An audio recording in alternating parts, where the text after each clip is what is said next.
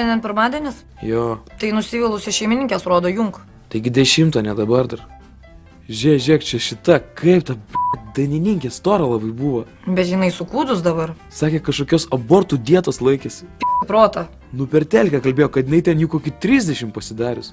Kaip tiek įmanoma? Gal jau klinikose abonementą turi išsipirkus, arba kokiom akcijom naudojasi, tipo, pasidaryk 5 abortus, 6 gausi nemokamai. Nu, baig, čia nejuokinga. Kas nejuokinga? Abortai nejuokinga. Kai vienas tai gal ir nejuokinga, bet kai virš 10 tai pasidaro juokinga.